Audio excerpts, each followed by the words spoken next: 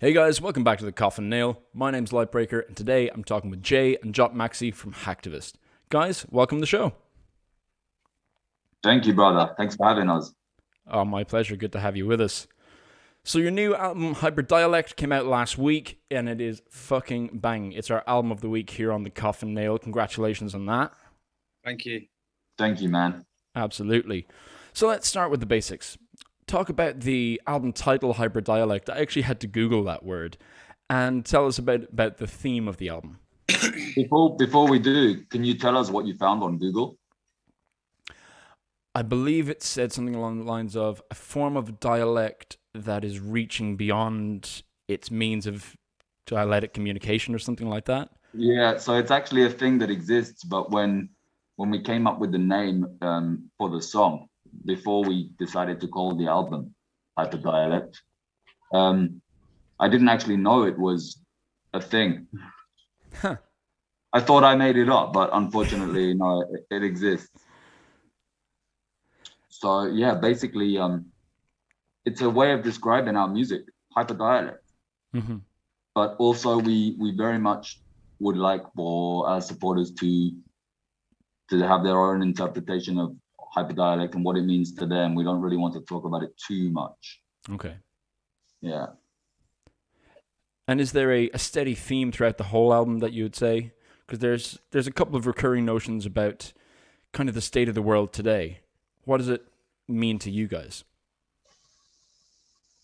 Yeah, man, it's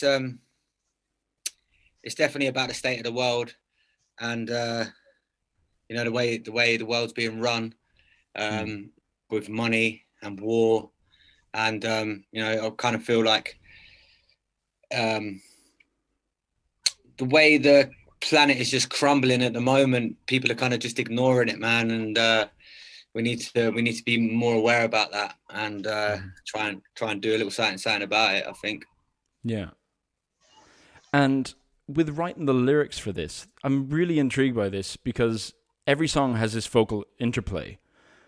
And how do you go about writing something like that? Does one of you come up with an idea for a song and say give the other like a brief for what sort of verse should go with it, or how does it come about?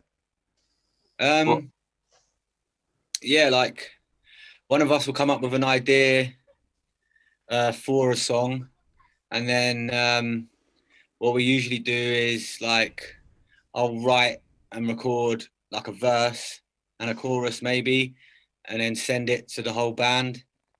Mhm. And then obviously Jock will like listen to that verse, listen to that hook, and then do his own verse and hook for it, and vice versa as well.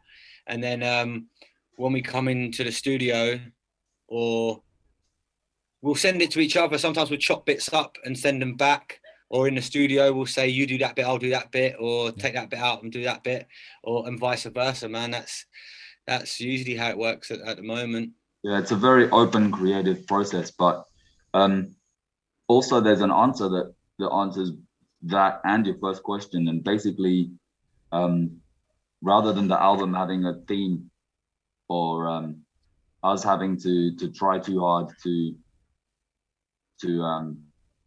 to be in synchronicity when we're writing. Hmm. The bottom line is that Hacktivist has a formula, and we didn't come up with that formula. It's been Hacktivist since the start, and since I joined, we stayed true to the formula. And so yeah, this album has that formula, the Hacktivist formula, and when we're writing, we have that in our heads, and so luckily we're always on kind of that wavelength. We don't have to try too Yeah, hard yeah, to adjust to it. yeah. I getcha. Well, since you mention it, did it feel natural for you to come into that formula, having not been there when it, pardon the pun, formed? I'll be honest, like I felt involved since the very start. Like I featured on the first album, Hmm. and I watched the band form, watched them go viral, watched them start touring. We always bumped into each other when we were out at the club or out at concerts in the Yeah, area.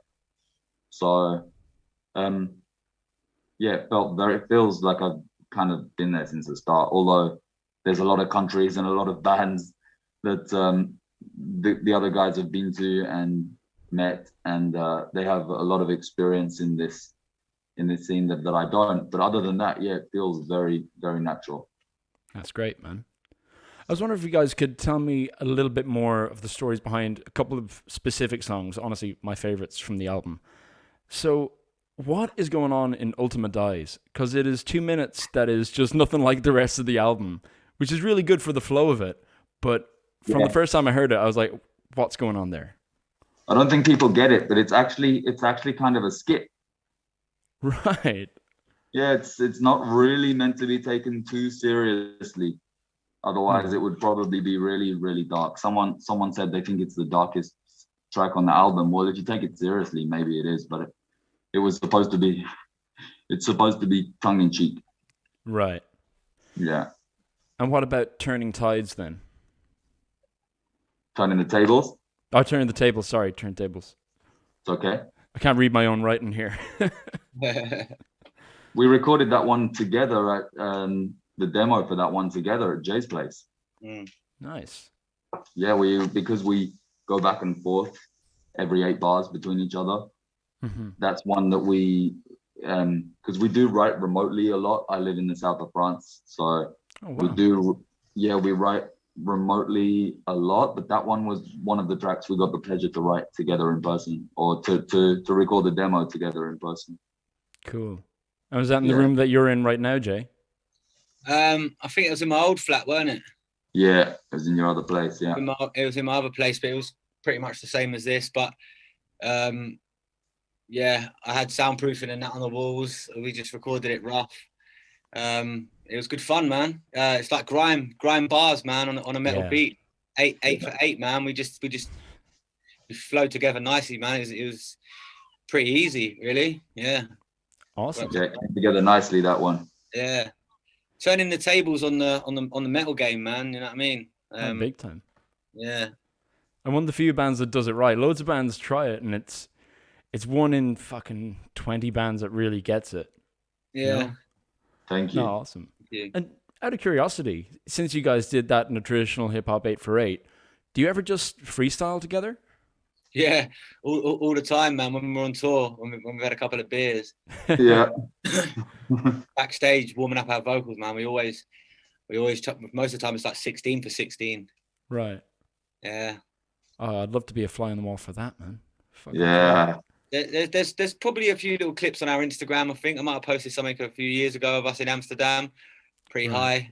It's okay if you get high in Amsterdam, okay? Yeah, that doesn't count. Yeah.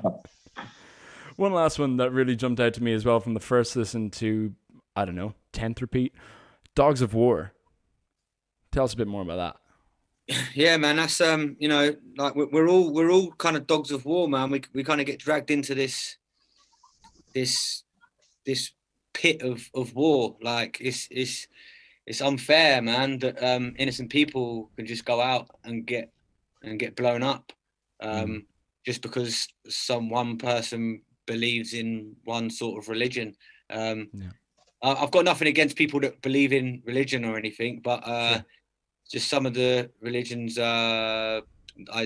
it's just a bit wrong, man. Like I could go to London and get blown up for no reason, and I don't want a war. I just want to go and play shows and eat food and have fun, man.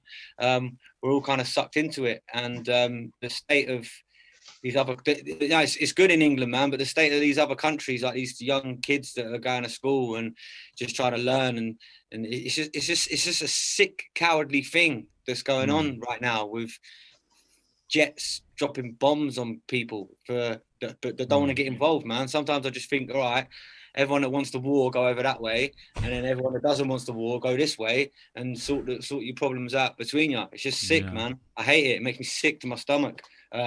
So that's kind of the reason behind that track. For me, it's just and with the video, we really Josh Turner, our bassist, who also did the video for that one. He resourced a lot of information about war crimes that you see come up on the screen for the video. Right. We really wanted to expose a lot of that, and so people, it's something that's not talked about enough. Everybody knows that drones drop bombs, but we kind of compartmentalize it And Yeah. seeing the statistics in front of you, it makes it real. So Yeah, man. Like visual I aids thought that was really, important. like, image impacts memory, I think, more than written word often does, for Yeah. sure. But with that as well, the album, it deals with a lot of really, I'm gonna be very collective here, a lot of serious, heavy topics to cover a lot of bases, but also has a good optimistic vibe. How does it feel to you guys as a whole? Does it feel like an optimistic piece or more of a grim view of the world?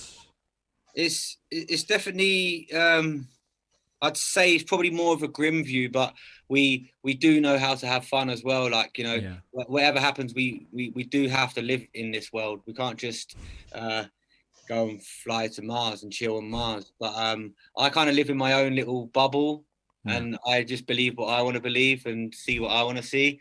But we definitely know how to have fun as well, and how to be yourselves. Like I think I pointed that out pretty directly in Life Form.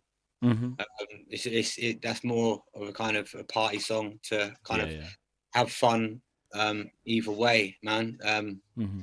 Because the world's a dark, dark place, man. But we've got to see brightness somewhere, boy. Exactly, like Jay says, it is a dark place, and like you say, we do talk about a lot of dark, controversial issues and current world events, but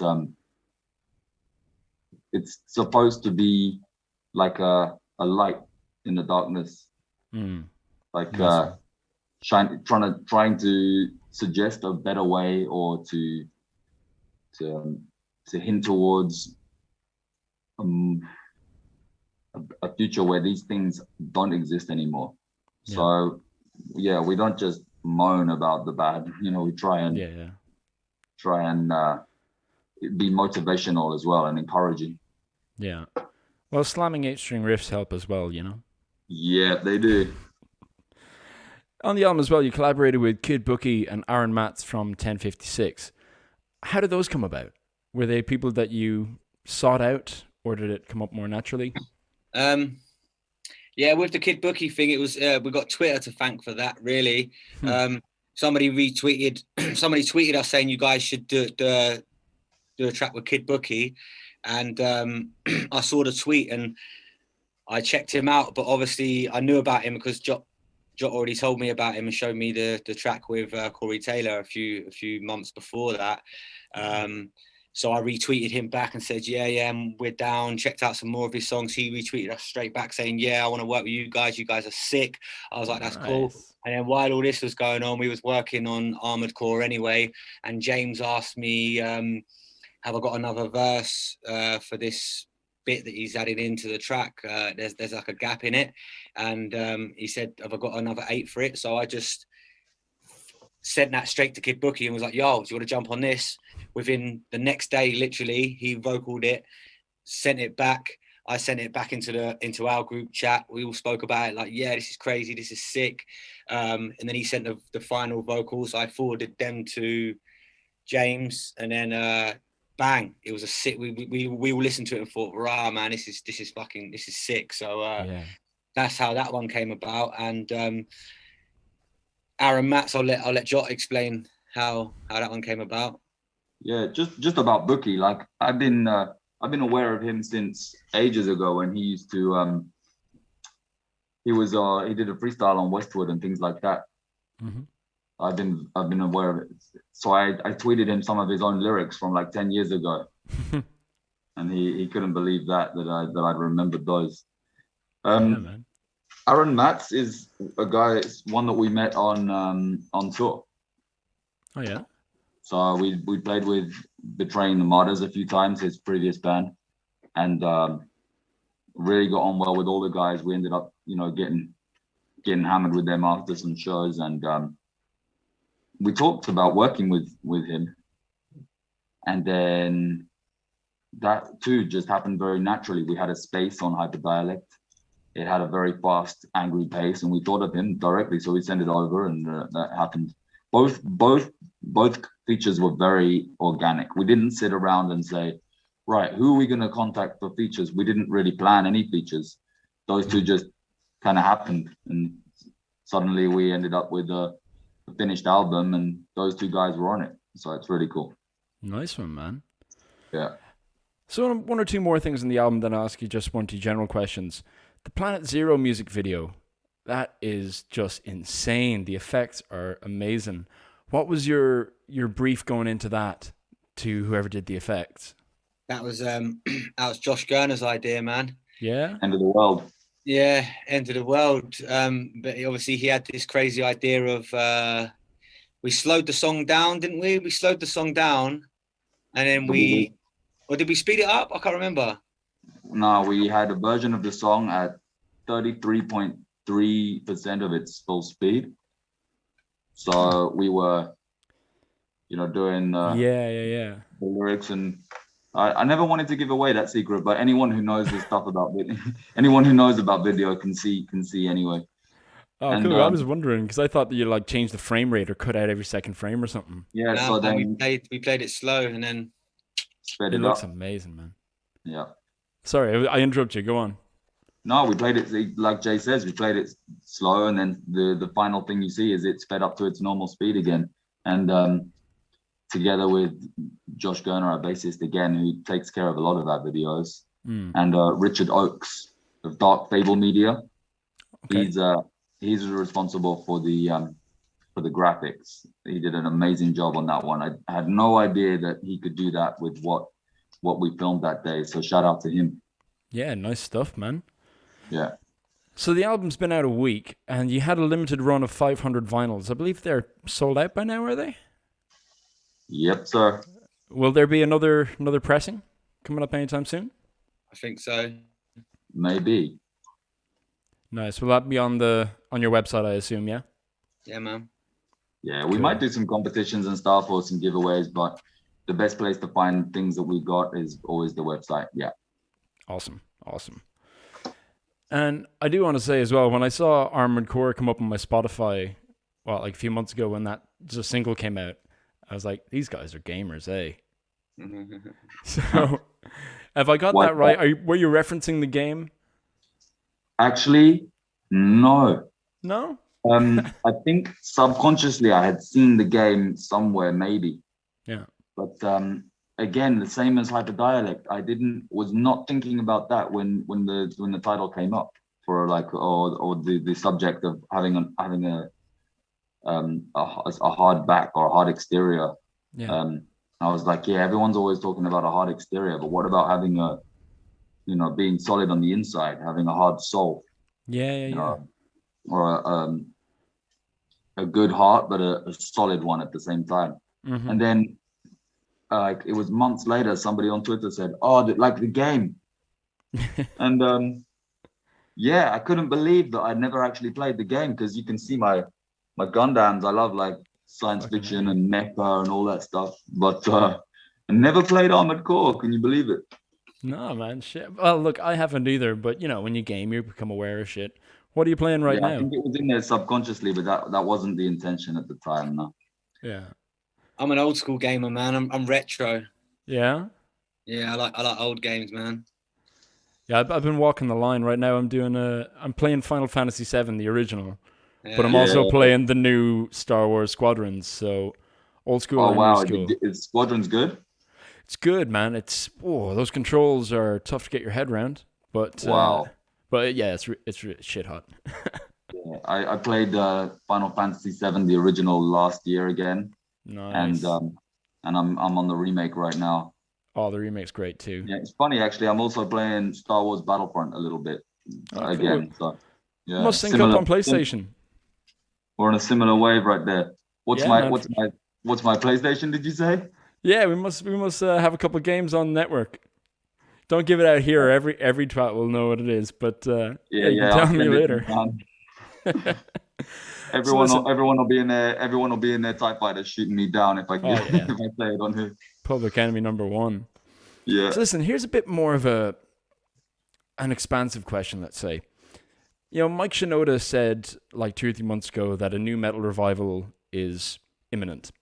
I don't know if he's just saying that for a headline or whatever, but listening to a lot of the stuff coming out right now, it's kind of getting harder and harder to argue with, especially with the way metalcore has changed its sound, and especially with what you guys do. I played a song of yours on the previous show, and loads of mates of mine were like, holy shit, I didn't know that there was new sounds like this still happening. So do you feel like new metal is making a revival? And if so, what's your place within that? No, go on, Jay. Yeah, with me, I don't really follow the whole genre thing, man. To be honest with you, I just go with the flow. Like, music's just music to me. Like, right. Gent, metal, new metal. It's just music, man. I don't ever try and put myself in that box. I try not to. But I understand. I've got nothing against people doing it. I think it's just because I'm a bit old school. I find it hard to keep up with it all. So I'm just like, yeah, music. Okay, cool. Fair enough. That's it. Yeah, I on the other hand really do. I can't help but keep up. Not because I'm trying to see what they're doing, but I love new music. Anything new instantly attracts me. Obviously, if it's not good, I don't continue listening. But if there's new sounds, I'm always on the hunt for new sounds and things to listen to. So I noticed when a lot of rappers started screaming over beats. Yeah. Because we were talking about this. Obviously, rappers were rapping on metal. They've been doing it now for a decade or two. But now rappers are starting to do like metal vocals on beats. So it's now working both ways. Yeah. And it's crazy. Rappers used to try and be rock stars, and now rock stars always used to be really like the rapper scene, and now rappers are trying to be rock stars. So it would be really nice if there was a resurgence, because I think the two scenes would join. That's something we've always hoped that would happen. Would be like the two scenes, because when we have a gig, we're like, okay, is it a metal festival or is it mixed music? You know, what's the crowd? But it would be really great if we had a crowd of people who like rap and metal, the whole load of them. You know, we had for sure. both of those energies in one. So it would be great if that happened. Yeah. Yeah. Once I heard Denzel Curry do his cover of Bulls on Parade, I was like, anything can happen next, man. That was just wild. Yeah, lots of things like that are happening, and it's very exciting. Yeah. Well, looking forward, you guys are very fortunate to be releasing the album just as the world is starting to come back to the opportunity to tour and things like this. Are there any particular venues or cities you're looking forward to playing again? Again? Well, maybe for the first time, if that's the case. I really want to get to America somehow. Mm-hmm. That's probably one of the places we ain't been. So I really, really want to go to America one day, maybe on this album or the next album. And I'd love to play Australia again. Yeah. And Finland, Helsinki. We was just talking about it, man. It's such a great place. Yeah. But at the moment, anywhere would be good. My friend's back garden would be nice. You know, we can have a barbecue, even if it's just 20 of us. Yeah. Oh, for sure. Yeah. I've got some catching up to do. The rest of the guys have been to India and Australia. I've never been. A few places I've not been, but I'd like to go to Australia, definitely. That's where our label is based. I've got a lot of friends out there, and I know the band has got a lot of followers out there, so that would be great. Yeah. America, I mean, it's on everyone's list. If you're not from there, you definitely would like to tour the States, and that's something that's crazy. It's never happened for Hacktivist in 10 years. So that's definitely on the list. And obviously for me, it's a dream to go to Japan and places in Asia like Singapore, and I've been to Thailand, but not China and Japan. You know, to do an Asian tour would be amazing. It would be paradise. I mean, yeah, man. It would be a dream come true. So, yeah. Yeah, I don't get the travel bug all that much, but Japan is definitely on my fucking bucket list too. Oh yeah. Jay, I wanted to ask you, do you remember playing Leeds Festival 2013? Yeah, was it in a tent? Yeah, like the second stage on the first day. Do you remember a Human Pyramid? I think so. Yeah. Yeah. Like that was me. hey, spuds, bro, spuds. Yeah, man. That was sick. I think I did a crowd surf. Yeah. One of you did, either you or Ben, but Yeah, I think we both did, man. Yeah, that was crazy. I was super hungover, but as soon as I stepped on stage, it was like, boom, let's go. Fucking smashed it. that was a great show. Yeah, it was sick. I swear it was like Daniel P. Carter's stage or something, wasn't it? The pit or something. That's right. Yeah, that was dope, man. Reading and Leeds is always sick, man. Always. Yeah, Such a good mix of music, man. I think I first saw you guys like 3 or 4 months before that with Shikari in Ireland. I saw you guys in Cork first, and then the next day I took half of the band and half of Shikari to breakfast in Dublin because I just met them off the bus, and I saw you at Leeds. Great times, man. Yeah, that was good times, man. I remember that tour that we done with Venice Shikari. It was like in like little towns and cities that don't usually get shows like that. And Cork, I'd never even heard of it before, but stick. Yeah, but it's a great town, man. Yeah, cool.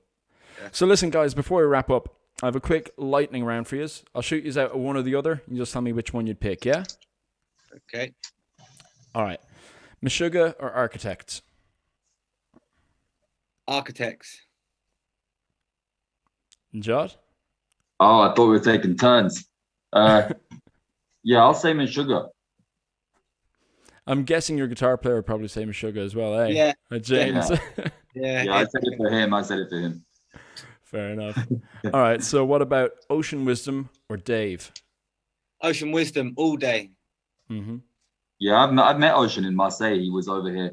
We spent the night chilling, and I know one of his friends from Brighton as well, who, when I was playing a gig once, he came and peed behind the decks. Oh, man. And Ocean talked about him in a rhyme, and he says, Blue, chilling with Blue. I said, is that Blue who? He was like, yeah, probably him. Yeah, sorry, a little story for you there. Go on. No, lovely. I wasn't expecting that. Class. All right, would you rather a fry-up for breakfast or a chicken tikka masala for dinner? I'm vegetarian, man, so... Yeah, I've just become vegetarian too, but I really like that fake meat now. I'm really enjoying like not chicken. So if you make a nice tikka masala with not chicken or potato or something, then I'll be right there for that. Indian all the way. I'm gonna go for breakfast, fried breakfast, because I just have eggs and stuff, man. Nothing wrong with that, man. Eggs but yeah, up. you're right. There are good meat alternatives these days. There are, yeah, they're actually great. Burgers, man. I've been eating burgers the last few days. I never knew they could. It's amazing. Yeah, it's class. Not burgers. And on tour, would you rather have good food or a good hotel room? Good hotel room. Hotel room. You can go and buy your own food. If the hotel room's good, order in. Well, here's hoping. And here's hoping I catch you guys somewhere between the stage and your hotel room at Berlin sometime soon, eh? Yeah, you can take us for breakfast. Yeah. I fucking will, man. No doubt. For sure. All right, guys. Hacktivist, the band. Hyperdialect, the album out now. Go check it out. Jay, Jot, thanks for being on the show. Thank you, brother. Respect. Thank you, man. Cheers, lads. Hey, guys. Thanks for watching. It's YouTube, so you know the drill. Be sure to like and subscribe to get notifications about any future interviews I post here on the channel, because you never know who it's going to be. Could be Scott Stapp. Could be someone good. But like and subscribe, and there'll be a new interview every second week. Better still, you can listen to the Coffin Nail live on Keith FM. That's KEITHFEM.com every second Friday from 6 to 8 p.m. German time. And for everything Coffin Nail related, go to thecoffinnailradio.com for full episodes, interviews, and exclusive articles. Thanks for watching, and I'll see you soon.